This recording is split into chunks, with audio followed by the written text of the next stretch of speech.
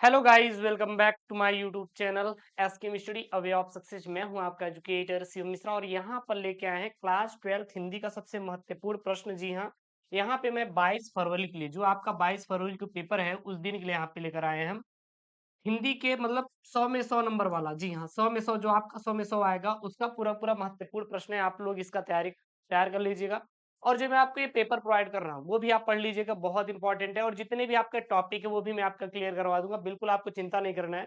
अगर आपको कोई दिक्कत हो रहा है, कोई इश्यू है कि हाँ सर यहाँ से दिक्कत हो रहा है, तो बिल्कुल आप कमेंट बॉक्स में अपना एक प्यारा-सा कमेंट दीजिए। हम लोग हैं बैठे यहाँ पे आपका रिप्लाई करने के लिए 24 आवर, ठीक है ना? और आपको टेंशन नहीं लेना है यार, क्योंकि अगर आपने टारगेट बनाया ही है कि हाँ 95 हमारा सपना है। देखिएगा, अगर आपको गवर्नमेंट जॉब पाना है फ्यूचर में, गवर्नमेंट जॉब चाहिए, तो आपको 9वीं 10वीं 11वीं 12वीं सबसे ज़्यादा आपका जो रोल निभाता है वो आपका 12वीं निभाता है। अगर 12वीं में आपके अच्छे नंबर हैं, तो आपको गवर्नमेंट जॉब दिलाने में, आपकी सफलता में इसका बहुत बड़ा योगदान होता है। आप लोग जो भी आप अपना एफर्ट डाल रहे हैं, आपके माँ-बाप आपको पढ़ा रहे हैं, तो उनका एक सपना होता है भाई साहब मेरा बच्चा भी एक कहीं न कहीं सफल इंसान बने। तो बिल्कुल आपको सफलता मिलेगी, लेकिन आपको मेहनत करना पड़ेगा। जब आप मेहनत करेंगे तभी एक सफल इंसान बनेंगे। तो आप लोग मेहनत करिए भाई, बाकी तो हम लोग हैं ना पढ़ाने के लिए, आपको टेंशन नहीं लेना है। तो यहाँ पे मैं आपको सभी महत्वपूर्ण प्रश्न प्रश्न करवाऊँगा। मैंने इसलिए यहाँ पे बोर्ड की कॉपी पर लिखा है ताकि आपको अच्छे समझ में आए। कोई दिक्कत नहीं आएगा, टेंशन नहीं लेना है। कैसे आपको कॉपी लिखना है ये भी क्लियर हो जाएगा और यहाँ पे सभी इंपॉर्टेंट क्वेश्चन का मैं करवा भी दूँगा, ठीक है ना? ये आपका खंड क रहेगा। प्रश्नोत्तर संख्या 1 का आपका देखिए बहुविकल्पी रहते हैं। एक जो रहता है, एक में आपका बहुविकल्पी होता है, दूसरा भी बहुविकल्पी होता है, 10 नंबर का रहता है। जैसे प्रश्न यहाँ पे पंडित प्रताप नारायण मिश्र द्वारा संपादित पत्रिका है। तो जो पंडित प्रताप नारायण मिश्र द्वारा संपादित पत्रिका है, वो आपका क्या है? ब्राह्मण। ब्राह्मण किसके द्वारा संपादित किया गया है? यह पंडित प्रताप नारायण मिश्र के द्वारा संपादित क्या है? पत्रिका है। ठीक है ना? अब यहाँ पे आपके कई सारे ऑप्शन मिलेंगे, तो मैंने ये भी यहाँ पे लिखवा दिया है। जो आनंद कादम्बिनी है, क्या है यहाँ पे? आनंद कादम्बिनी है, यह बद्रीनारायण चौधरी प्रेमघन द्वारा है, लिखा गया है। किसके द्वारा? आनंद कादम्बिनी, बद्रीनाथ चौधरी प्रेमघन। हिंदी प्रदीप किसके द्वारा है? बाल कृष्ण भट्ट के द्वारा। तथा दिनमान किसका है? अज्ञे द्वारा संपादित पत्रिकाएं हैं। ठीक है ना? अगला देखिएगा, अगला सब प्रश्न क्या है? अगला यहाँ पे प्रश्न है, इंपॉर्टेंट प्रश्न है आपके पेपर के लिए, ध्यान दीजिएगा। रामचंद्र शुक्ल की रचना है, तो रामचंद्र शुक्ल की रचना क्या भैया? त्रिवेणी है। क्या है? त्रिवेणी है सर। लेकिन साहित्य लोचन किसकी है? साहित्य लोचन सर किसकी है? तो जो साहित्य लोचन है, यह श्याम सुंदर दास की। किसकी सर? श्याम सुंदर दास की साहित्य लोचन है। ठीक है ना? साहित्य सहचर किसकी है सर? साहित्य सहचर किसकी है? डॉक्टर हजारी प्रसाद द्विवेदी की। डॉक्टर हजारी प्रसाद द्विवेदी की। अभी एक प्रश्न बने आपसे, अशोक के फूल, अशोक के फूल, अशोक के फूल जो कृति है, यह क्या है?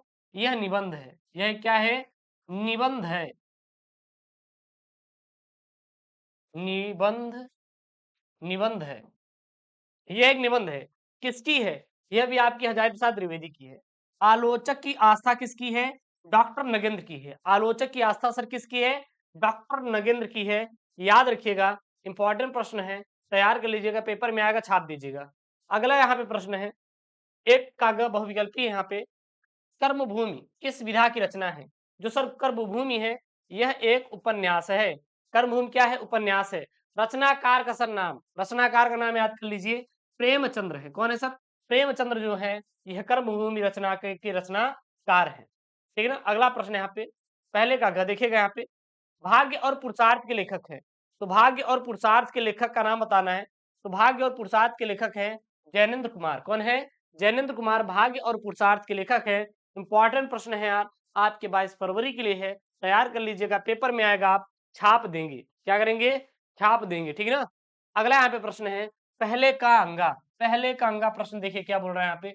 प्रश्न बोल रहा है यहाँ पे, महावीर प्रसाद द्विवेदी द्वारा संपादित पत्रिका है। महावीर प्रसाद द्विवेदी द्वारा संपादित पत्रिका क्या है भैया? सरस्वती। जो सरस्वती है, यह महावीर प्रसाद द्विवेदी द्वारा संपादित पत्रिका है। तो सरस्वती किसकी है?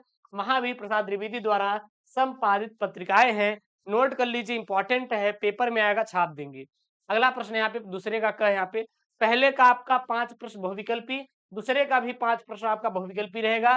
प्रश्न यहाँ पे है, पद्मावत की रचना काल है। पद्मावत की जो रचना काल है वो क्या है आपका? वो है भक्ति काल है। पद्मावत की रचना काल क्या है? भक्ति काल है सर। क्या है? भक्ति काल है। और इसके रचनाकार कौन है? मलिक मोहम्मद साहब जायसी। पद्मावत क्या है? भक्ति काल की रचना है सर जी। और इसके लेखक कौन है? मलिक मोहम्मद जायसी सर है। मलिक मोहम्मद जायसी किसके हैं? पद्मावत रचना के रचनाकार हैं। ठीक है, कोई दिक्कत है? कोई दिक्कत नहीं गुरु यार, गुरु जी कोई दिक्कत नहीं है। अगला प्रश्न देखिए भाई, सरोज सरोज इस्मत के रचना के रचयिता है। सरोज स्मिथ के रचयिता कौन है? तो वो है सूर्यकांत त्रिपाठी। बोले बोले तो गुरुजी निराला। सरोज स्मिथ के रचयिता कौन है सर जी? सरोज स्मिथ के जो रचयिता है सर जी वो है सूर्यकांत त्रिपाठी। बोले तो गुरुदेव निराला है। ठीक है ना। अगला प्रश्न नीचे आएंगे। अच्छा, इसमें कुछ देख लेंगे कि इसका प्रकाशन कब हुआ था। तो इसका प्रकाशन 1935 ईस्वी में हुआ था सर। कब हुआ था? 1935 ईस्वी में सर इसका प्रकाशन हुआ था। इंपॉर्टेंट पॉइंट है, नोट कर लीजिएगा, पेपर में आएगा, आपको छाप देना है। फिर दूसरे का ग है, यहाँ पे देखिएगा दूसरे का ग क्या बोल रहा है? निम्नलिखित कवियों में से कौन छायावादी कवि नहीं है? कौन कवियों में से छायावादी सर कवि नहीं है? वो है आपके नागार्जुन। जो नागार्जुन है सर जी, यह एक ऐसे कवि हैं जो छायावादी युग के नहीं है। ठीक है ना, छायावादी के नहीं है, बल्कि क्या है सर? प्रगतिवादी है। कौन है ये? प्रगतिवादी है। कौन है? नागार्जुन छायावादी नहीं है, बल्कि कौन है? प्रगतिवादी है। प्रगतिवादी है। तो कौन कौन है गुरुजी? सुमित्रानंदन पंत, जयशंकर प्रसाद और महादेव वर्मा जो है यह आपके छायावादी हैं, लेकिन नागार्जुन जो है यह प्रगतिवादी है।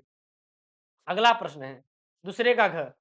दूसरे का घ देखिए क्या बोल रहा है यहाँ पे, निम्नलिखित में से रीतकाल की किस कवि ने वीर रस में रचना की है? तो वो किए हैं भूषण ने। किसने किया भैया? भूषण ने वीर रस में अपनी रचनाएं लिखी हैं। किसमें लिखी हैं? वीर रस में अपनी रचनाएं लिखी हैं। उसके बाद यहाँ पे लास्ट बहुविकल्पीय प्रश्न है आपका। प्रश्न क्या देखिएगा यहाँ पे, तार सप्तक के संपादक थे, जो तार सप्तक के संपादक थे वो अज्ञेय जी थे। कितने तार सप्तक के संपादक हुए थे? जो प्रथम तार सप्तक का संपादन कब हुआ था? दूसरा और लास्ट वाला, ये भी आप लोग याद रखिएगा। उसके बाद यहाँ पे आपका जो प्रश्नोत्तर संख्या तीसरा आएगा, यह आपका सर गद्यांश रहेगा। क्या रहेगा सर? गद्यांश रहेगा। यहाँ पे देखिएगा, यहाँ पहला गद्यांश देखिए है क्या? भाषा। भाषा स्वयं संस्कृति का एक अटूट अंग है। संस्कृति परंपरा से निश्रित होने पर भी परिवर्तनशील और गतिशील है। उसकी गति विज्ञान की प्रगति के साथ जोड़ी जाती है। वैज्ञानिक आविष्कारों के प्रभाव के कारण उद्भूत नई सांस्कृतिक हलचलों को शाब्दिक रूप देने के लिए भाषा के परंपरागत प्रयोग पर्याप्त नहीं है। दूसरों के लिए नए प्रयोगों की नई भाव योजनाओं को व्यक्त करने के लिए नए शब्दों की खोज की महती क्या है? आवश्यकता है। सबसे पहला सवाल देखिए सर, पाठ का शीर्षक और लेखक का नाम लिखिए। सर पाठ का शीर्षक और लेखक का नाम आपको अगर मैं आपसे पूछूं तो क्या बताएंगे? यहाँ पे भाषा शब्द दिखाई दे रहा है, तो भाषा और आधुनिकता से लिया गया है। इसके लेखक कौन है? प्रोफेसर जी सुंदर रेड्डी है सर। तो क्या लिखेंगे यहाँ पे? यहाँ पे क्या लिखेंगे? इसका आंसर क्या लिखेंगे? प्रस्तुत गद्यांश भाषा और आधुनिकता नामक शीर्षक से क्या है? अवतरित है। और इसके लेखक कौन है सर? प्रोफेसर जी सुंदर रेड्डी हैं। उसके बाद यहाँ पे आपका भाषा किसका अटूट अंग है? भाषा किसका अटूट अंग है? देखिए इसमें दिया होगा भाषा किसका अटूट अंग है। यहाँ पे देखेंगे तो आप लोग को पता चलेगा भाषा स्वयं संस्कृति का अटूट अंग है। नीचे देखिए भैया क्या है? भाषा स्वयं संस्कृति का अटूट अंग है। भाषा स्वयं संस्कृति का अटूट अंग है। तो भाषा किसका अटूट अंग है? भाषा स्वयं संस्कृति का सर अटूट अंग है। तो यहाँ पे क्या लिख देंगे सर? भाषा भाषा स्वयं संस्कृति का अटूट अंग है। अगला यहाँ पे ग वाला है, किसकी गति विज्ञान की प्रगति के साथ जोड़ी जाती है? तो जो संस्कृत की गति होती है यह हमेशा विज्ञान की प्रगति के साथ जोड़ी जाती है। सांस्कृतिक हलचलों किसके लिए पर्याप्त नहीं है? तो वैज्ञानिक आविष्कारों के लिए सांस्कृतिक हलचलें पर्याप्त नहीं है। रेखांकित अंश की व्याख्या करना है, कुछ भी नहीं है इसमें। मान लीजिए कोई भी यहाँ पे लाइन आपके नीचे खींच दिया जाए, मान लीजिए यही आपको मैं बोल दूं, बस यहां से यहां तक लाइन खींच दिया और बोला देखिए रेखांकित अंश की व्याख्या कीजिए, तो क्या करना रहेगा? किसी भी चीज को बढ़ा चढ़ा के लिख देना। रेखांकित अंश की क्या कहलाता है? व्याख्या कहलाता है। ठीक है ना, तो ये तो कर ही लेंगे यार। उसके बाद यहाँ पे आपका क्या है भैया? ये आपका 10 नंबर का क्या आएगा? पद्यांश आएगा। पद्यांश है क्या? यहाँ पे देखिएगा, दुख की पिछली रजनी बीच विकसता सुख का नमन प्रभात, एक पर्दा या झीना नील छिपाए हैं जिसमें सुखगात, जिसे तुम समझते हो अभिशाप, जगत की ज्वालाओं का मूल, इसका वह रहस्य वरदान, कभी मत जाओ इसको भूल। ठीक है, अब यहां से देखेंगे तो आपके कौन कौन से प्रश्न बने हैं। सबसे पहला प्रश्न बना है कि जो कवि है और कविता का नाम लिखना है। तो क्या लिखेंगे? उपयुक्त पद्यांश के कवि जयशंकर प्रसाद है और यह प्रसाद की रचना कामायनी के श्रद्धा मनु शिक्षक से क्या सर अवतरित है। कोई दिक्कत है सर? बिल्कुल सर, कोई दिक्कत नहीं, हम पेपर में छाप देंगे। अगला यहाँ पे ख वाला प्रश्न है, देखिए, श्रद्धा किसके हताश मन को प्रेरणा दे रही है? तो जो श्रद्धा है भैया, श्रद्धा है, यह मनु के हताश मन को क्या दे रही है? प्रेरणा दे रही है। रजनी किसका प्रतीक है? तो जो रजनी है वह दुख का क्या यहाँ पे प्रतीक है। अगला यहाँ पे प्रश्न है घ वाला। क्या प्रश्न है? सुख का नवल प्रभात, प्रभात कब आता है? तो मनुष्य जीवन में व्याप्त दुखों के बाद सुख का नवल प्रभात आता है, यानी कि जब हमारा दुख समाप्त होता है तो सुख का क्या आता है सर? नवल प्रभात आता है। फिर रेखांकित अंश की व्याख्या कीजिए। बस वही है, चीजों को बढ़ा चढ़ा के लिखना, ये आप खुद से कर लेंगे, प्रैक्टिस कर लेंगे तो आपका हो जाएगा, आप चिंता मत करिएगा, ठीक है ना। ये तो कर लेंगे ना कि ये भी करवा दें? अरे कर लोगे यार, इसमें कुछ नहीं है। अगला देखिएगा यहाँ पे प्रश्नोत्तर संख्या 5 का क। भाई साहब, कितनी बार मैंने आपको समझाया है कि डॉक्टर आचार्य प्रसाद द्विवेदी, प्रोफेसर सुंदर रेड्डी, डॉक्टर एपीजे अब्दुल कलाम का जीवन परिचय रट लो, इससे बार नहीं आएगा पेपर में, बार बार रिपीट हो रहा है, तो आप इसे ही पढ़िए ना। आप क्यों और किसी चक्कर में पड़े हो? जो आपके पेपर में आ रहा है उसी फोकस करिए, आपका काम हो जाएगा। तो यहाँ पे प्रोफेसर जी सुंदर रेड्डी का यहाँ पर मैंने लिया जीवन परिचय। कैसे लिखेंगे? तो सबसे पहले इनका हेडिंग डालिएगा और इनके हेडिंग डालने के बाद लिखेंगे कि प्रोफेसर जी सुंदर रेड्डी का जन्म 10 अप्रैल 1919 ईस्वी में को आंध्र प्रदेश के बेल्लर जनपद के बत्तुलपल्ली नामक ग्राम में हुआ था।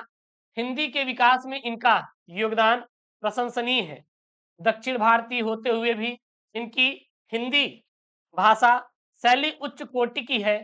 इनकी प्रारंभिक शिक्षा संस्कृत और तेलुगु में हुई और उच्च शिक्षा हिंदी में हुई।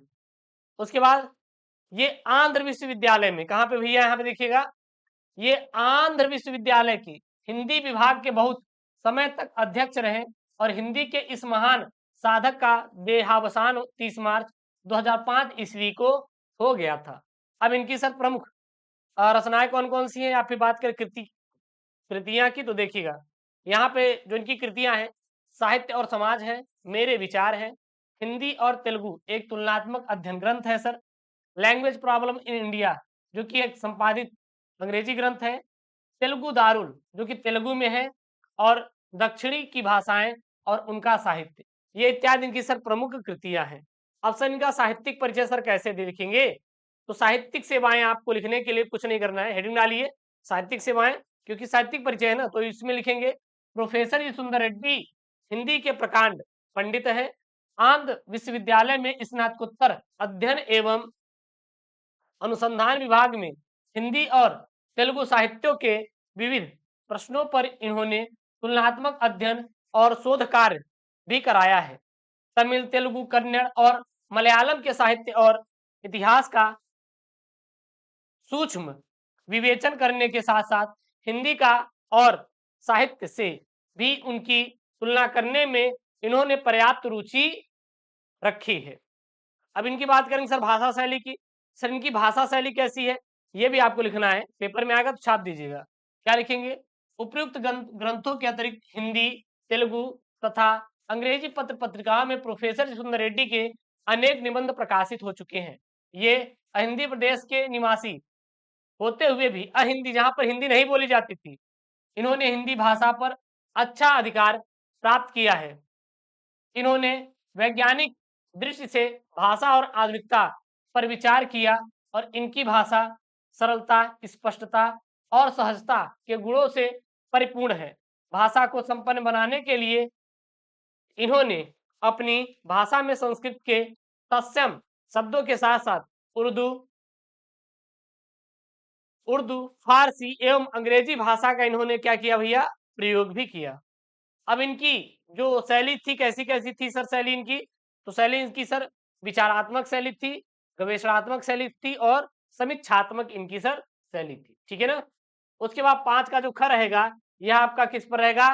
कवि का साहित्यिक परिचय और उनकी प्रमुख कृतियां पर रहेगा। इंपॉर्टेंट प्रश्न मैं बता रहा हूँ, टॉपिक वाइज टॉपिक में बता रहा हूँ, छूटेगा नहीं, तैयार करके पेपर में जाइएगा, ठीक है ना।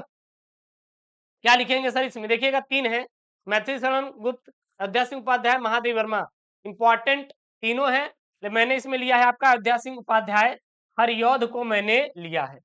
इनका देखेंगे तो क्या लिखेंगे जीवन परिचय में, इनके साहित्यिक परिचय में, अयोध्या सिंह उपाध्याय, अयोध्या सिंह उपाध्याय हरिऔध का जन्म 15 अप्रैल 1865 ईस्वी को आजमगढ़, कहाँ पे सर? आजमगढ़ जिले के निजामाबाद गांव में हुआ था। उनके पिता का नाम, यानी कि इनके पिता का नाम पंडित भोला सिंह और माता का नाम क्या था? रुक्मणी देवी था। क्या था सर? रुक्मणी देवी था। मिडिल परीक्षा उत्तीर्ण करने के पश्चात यानी कि बाद इन्होंने काशी के प्रिंस कॉलेज में प्रवेश लिया, किंतु अस्वस्थता के कारण, मतलब कि अस्वस्थ होने के कारण, तबीयत खराब थी, उन्हें बीच में ही अपना विद्यालय छोड़ना पड़ा। तत्पश्चात उन्होंने घर पर ही फारसी, अंग्रेजी और संस्कृत भाषाओं का क्या किया? इन्होंने अध्ययन विसर किया है। ठीक है ना? उसके बाद सर आगे क्या लिखेंगे हम? उसके बाद सर जी क्या लिखेंगे? लिखेंगे इनका विवाह आनंद कुमारी के साथ संपन्न हो गया और हरिऔध जी को सरकारी नौकरी भी मिल गई। वे कानूनगो हो गए और कानूनगो के पद से अवकाश प्राप्त कर हरिऔध जी काशी हिंदू विश्वविद्यालय में अवैतनिक रूप में अध्यापन कार्य किया और हिंदी साहित्य सम्मेलन में उन्होंने एक बार सम्मेलन का सभापति भी बनाया गया। मतलब इनको हिंदी साहित्य का सम्मेलन था तो वहां पर इनको सभापति के रूप में भी चुना गया, भैया आप सभापति बन जाइए। और वाचस्पति की उपाधि से सम्मानित किया गया और 1977 ईस्वी को निजामाबाद में इनका क्या हो गया भैया? देहावसान हो गया, यानी कि इनकी सर मृत्यु हो गई। ठीक है ना? उसके बाद सर इनकी प्रमुख रचनाएं कौन कौन सी हैं? देखिएगा इनकी प्रमुख रचनाएं कौन कौन सी हैं? तो खड़ी बोली के काव्य भाषा के पद पर प्रतिष्ठित करने वाले कवियों में से हरिऔध जी का नाम अत्यधिक सम्मान के साथ लिया जाता है और उनकी जो प्रमुख रचनाएं हैं निम्नलिखित हैं। कौन कौन सा है? पहला असर नाटक है। पहला असर क्या है? नाटक है। नाटक कौन कौन सा? प्रद्युम्न विजय, रुक्मणी परिणय, उपन्यास में प्रेम कांता, ठेठ हिंदी का ठाठ, अध खिला फूल। काव्य ग्रंथ कौन कौन से सर?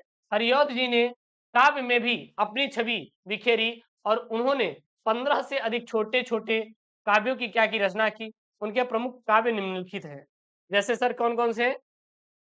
ध्यान दीजिएगा, यहाँ पे मैं नोट करवा रहा हूं, लिख लीजिए कौन कौन से हैं सर? प्रिय प्रवास, रस कलश, चोखे चौबदे, वह देही वनवास, वह देही वनवास। ठीक है ना? उसके बाद प्रिय प्रवास हरिऔध जी सबसे प्रसिद्ध एवं महत्वपूर्ण ग्रंथ है ये, और यह हिंदी खड़ी बोली का प्रथम महाकाव्य है। इसे मंगला प्रसाद पुरस्कार से प्राप्त है। कौन सा भैया? प्रिय प्रवास। प्रिय प्रवास जो है, ठीक है ना? तो ये आपके इंपॉर्टेंट प्रश्न है, आप लोग तैयार कर लीजिएगा। चलिए आगे की ओर हम लोग चलते हैं। आगे आपका जो है यहाँ पे रस छंद अलंकार 6 नंबर का पेपर में आएगा। यहाँ पे हम लोग क्या लिखेंगे? देखिए प्रश्नोत्तर संख्या 12 का जो का आता है, यह आपका क्या आता है भैया? रस आता है, इंपॉर्टेंट वाला रस है। तैयार कर लीजिएगा 22 फरवरी के लिए। तो देखिए प्रश्न क्या है? श्रृंगार रस अथवा शांत रस का लक्षण सहित उदाहरण लिखिए। श्रृंगार रस अथवा शांत रस का लक्षण सहित आपको उदाहरण लिखना है। तो यहाँ पर श्रृंगार रस को मैंने लिया है। श्रृंगार रस होता क्या है? किसी काव्य या कविता को पढ़कर, सुनकर आश्रय के मन में अस्थाई भाव रति के जागृत होने पर विभाव, अनुभाव और संचारी भावों की संयोग से श्रृंगार रस की क्या होती भैया? उत्पत्ति होती है। उदाहरण के लिए कर मुंदरी की आरसी प्रतिबिंबित चौपाई, पीठ दिए निधरक लखै, ईकटक दिठी लगाई। तो यहाँ पे क्या है भैया? यहाँ पे आपका श्रृंगार रस है। तो श्रृंगार रस की फिर से परिभाषा आप लोग रट लीजिए मेरे साथ। किसी काव्य या कविता को पढ़कर या सुनकर जो आश्रय होता है इसके मन में अस्थाई भाव रति के जागृत होने पर विभाव, अनुभाव और संचारी भाव के संयोग से श्रृंगार रस की क्या होती है? उत्पत्ति होती है। उदाहरण यहाँ पर आप रट लीजिए। स्पष्टीकरण अगर नहीं बोला है तो मत लिखिए, अगर आप लिखना है तो लिख दीजिए, आपका टाइम बर्बाद होगा और कुछ नहीं, तो कोई मतलब नहीं। जैसे कि इसमें स्थायी भावरती है, आश्रय जो एक नववधु है, आलंबन नायिका का प्रतिबिंब है, अनुभाव अपलक प्रतिबिंब को देखना है, और संचारी भाव क्या है? हर्ष, लज्जा और औस्तुत्य है। ठीक है ना? उसको कोई जरूरत ही नहीं है। और यहाँ पे आपका क्या है, शांत रस। अब यहाँ पे देखिएगा, मैंने श्रृंगार रस के साथ साथ यहाँ पे आपको मैंने शांत रस के बारे में भी बताया है। शांत रस क्या होता है, देखिएगा, संसार की निस्सरता और नश्वरता का अनुभव कर चित्त में वैराग्य उत्पन्न होना या चित्त भाव शांत होने की प्रवृत्ति उत्पन्न होना शांत रस के प्रमुख लक्षण है।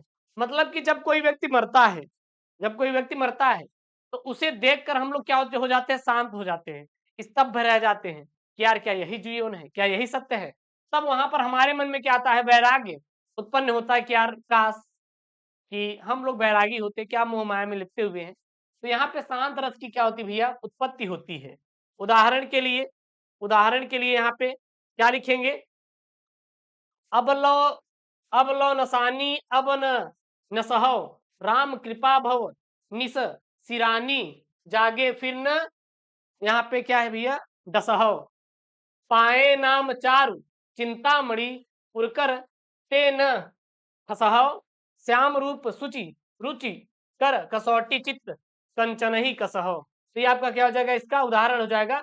बाकी शांत रस का जो आपको अच्छा से अच्छा उदाहरण दिखे, सरल से सरल, आप उसको तैयार कर सकते हैं। जरूरी नहीं कि यही आप तैयार करके ही जाएं, ठीक ना। उसके बाद अगला यहाँ पे देखिएगा, अनुप्रास अथवा रूपक अलंकार का परिभाषा सहित उदाहरण लिखिए। तो सबसे पहले हम लोग यहाँ पे अनुप्रास अलंकार के बारे में देखते हैं।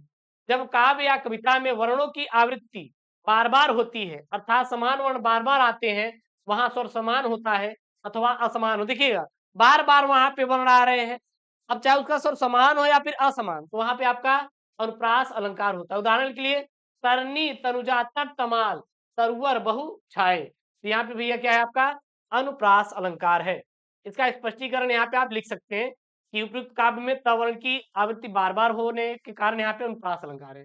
उसके बाद सर रूपक अलंकार भी मैंने इसीलिए यहाँ पर ले लिया है ताकि आपको अच्छे से डिटेल से तैयार हो जाए, क्योंकि मैं इंपॉर्टेंट श्रृंखला लेकर आया हूँ, बहुत इंपॉर्टेंट। रूपक अलंकार पेपर में आएगा तो क्या लिखेंगे, रूपक अलंकार अर्थालंकार का उदाहरण है। जहां उपमेय में उपमान की आरोप हो, वहां पर रूपक अलंकार होता है। जहां पर उपमेय में उपमान की क्या हो भैया, आरोप हो, वहां पर रूपक अलंकार होता है, ठीक है ना। उदाहरण के लिए, नारी कुमुदुनी अवधसर रघुवर विरह दिनेश अस्त भय विकसत भई निरखी राम राकेश। तो ये आपका क्या आएगा, आपका उदाहरण हो जाएगा। उसके बाद आपका क्या हो जाएगा, 12 का ग, यहाँ पे दोहा छंद अथवा सोरठा छंद जो भी रहेगा लिख देंगे। तो दोहा छंद की मैंने यहाँ पे परिभाषा लिखा है। दोहा छंद क्या होता है आपका, यह अर्ध सम्मात्रिक छंद है, ठीक है ना। इस काव्य मतलब काव्य के जिस छंद में प्रथम और तृतीय विषम चरणों में 13-13 मात्राएं और द्वितीय और चतुर्थ चरण में यानी कि सम चरणों में कितनी हुई, 11-11 मात्राएं हो, और अंत में क्या हो, लघु और गुरु हो, वहां पे क्या होता है सर, दोहा होता है। वहां पर सर क्या होता है, दोहा होता है। उदाहरण के लिए आप क्या लिख सकते हैं, लसत मंजु मुनि मंडली मध्य सी रघुचंदु ज्ञान सभा जन तनु धरे भगत सचीरा नंद। तो यहाँ पे स्पष्टीकरण, और इसे नहीं लिखना है, अगर लिखना है तो आप लिख दीजिएगा। फिर वहां पे एक लास्ट प्रश्न है यहाँ पे इसी का, सोरठा छंद का लक्षण। सर सोरठा छंद का लक्षण क्या होता है, यह अर्धसम्मात्रिक छंद है।